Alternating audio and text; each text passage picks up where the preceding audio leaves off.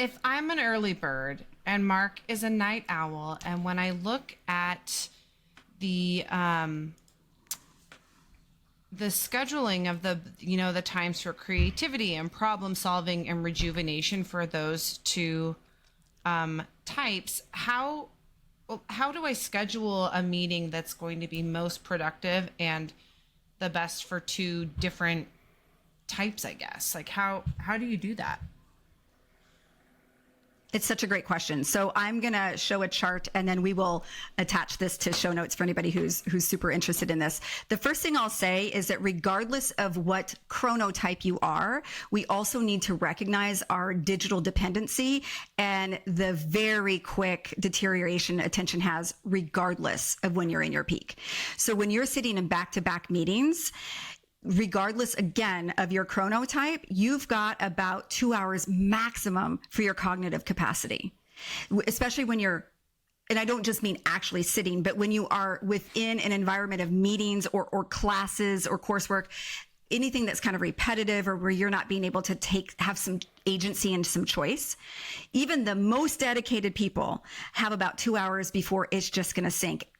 I think post-COVID, they're probably saying that's more towards 90 minutes. So I just want to say that of managing time schedules.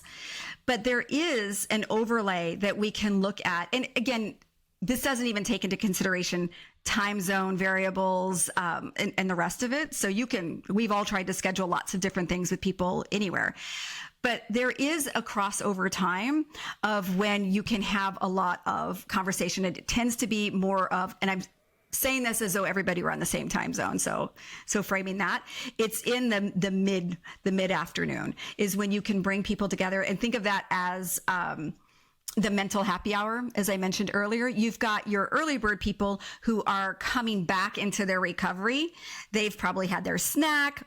Alysse has probably had a nap. And then the night owls. So the night owls, the early bird people will go through, they'll typically start with their peak. They go in that order. They start with a peak about 2 to 3 hours after they wake up. About 7 hours after they wake up is when they're in their trough, which for Tamar, when she said noon, was bang on. And then that recovery in that 3 to 5 period of like, okay, I can talk to other humans again. So when you reverse it, the night owls tend to go, and you all tell me here, you're my focus group, they tend to come in at their trough. If they're waking up on our normal schedule, the 8, 9, 10, they're a bit more in their trough. Like, I'm here, but you're not getting the best of me. And then they're going to go probably more into recovery, and this is going to be the early afternoon, and then more in their peak later when the rest of us stop bothering them. So that crossover is when the early birds are in their happy hour, and the night owls are coming into theirs as well. So the mid-afternoon-ish coming out of that. So part of why this is a fun conversation is a lot of you can start comparing what that means to you. And wherever possible, you can take ownership or advocacy to say, hey, Tamar, we have a one-on-one scheduled at 1 o'clock on Thursday. Would you be open to moving that to a different time? Now, you can use that. I'm going to be more focused. I'm going to be more at my peak.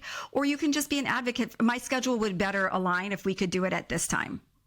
And there's a lot of empowerment there too. Elan. I was actually going to ask you about if you have advice for advocating for yourself and your chronotype. I am fortunate that I know that's an open conversation that I can have with any one of my coworkers, but I don't think a lot of people, I like to say in unredeemed workspaces, feels that kind of ability to express themselves or their needs or their cognitive ability without feeling like nobody's going to want to hear it. Do you have advice for anybody looking to advocate for themselves in that way? Sure. And part of why I lead with science is that's the data will set you free. And so when you're able to say, hey, I'm looking to maximize my schedule to be more efficient, and I'm curious if we can move this meeting to X time, if it's a one-on-one. Or I know for me in large corporate, there was a lot of meetings you go to and only 10 minutes of it is relevant. So some of that became, hey, meeting organizer, I'm able to join for the first half an hour and then I need to drop off. I think the tendency, and this is a very Western culture, is to want to over-explain. If you're walking in, everybody's environment's different, but if you walk in and you're like, hey, so then on Tuesdays at this time, and then like you've already lost people. We can ask. Advocacy is just a way to ask. It is not, please write a dissertation on why you need an exception made for you.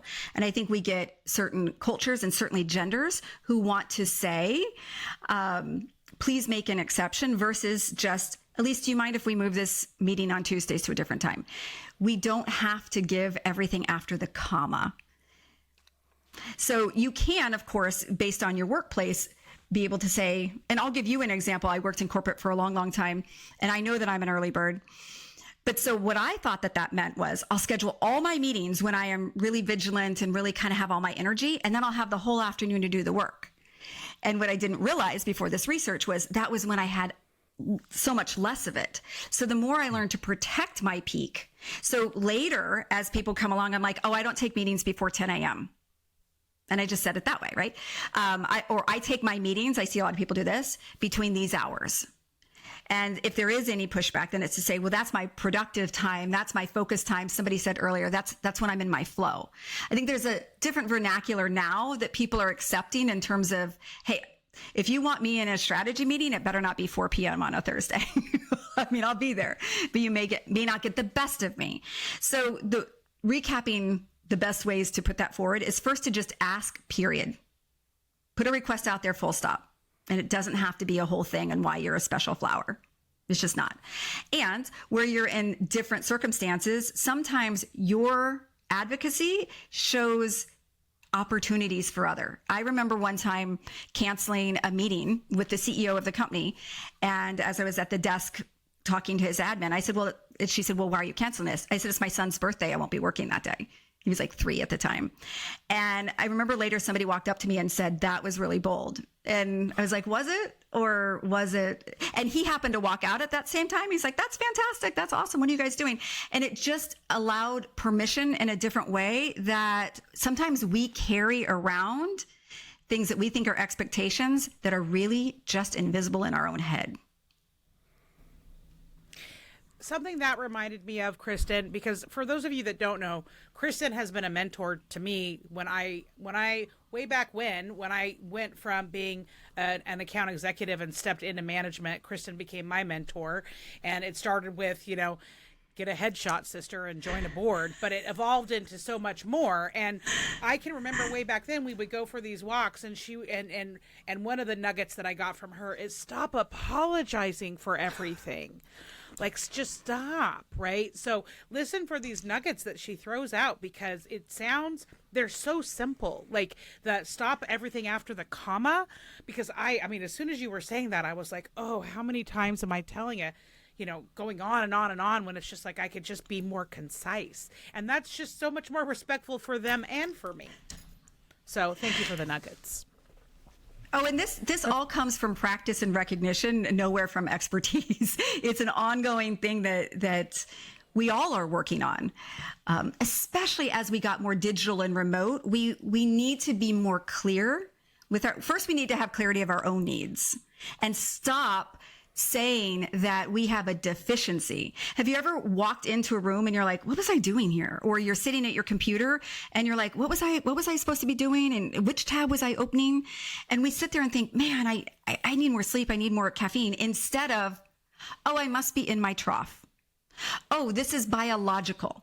I am not some subhuman who isn't able to sustain 12 to 14 hours a day. Bringing science, bringing biology, bringing information psychology allows us to accept that we are fluid human beings and we're not robots. And that, I think, is one of the best efforts of the last few years, of to say there are different ways that things can exist.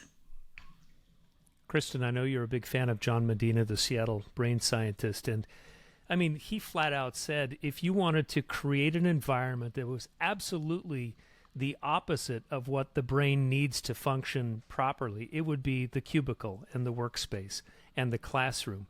So what's interesting is that what you're explaining about our biology is that, back when we were all just hunting and gathering all day long, these were great rhythms. It was great to have these times of rest and these times of activity.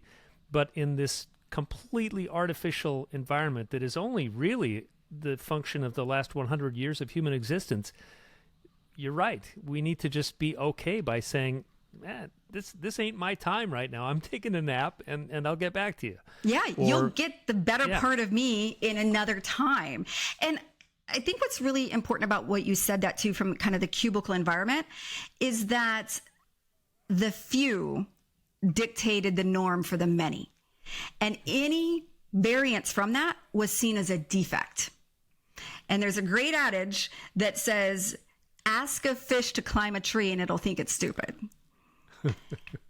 And so within that, and the broader understanding now of how we are wired, how we can be enabled, I think the few now should be getting out of the way so that people can come forward and say, hey, I can do this, but I can do this over here. And we've really begun to see our competitive advantage at a large scale. Gone are the days of we just have to force fit it all in here. And some will continue. I can think of big banks right now and all this return to work demands and mantras. And you can continue to lead with fear-based model. But now that we have seen the world transform and everything that's transpired, we are going to have a talent renaissance. And the people who forge ahead are going to be the innovators and the thinkers, not the meeting attenders and the note takers.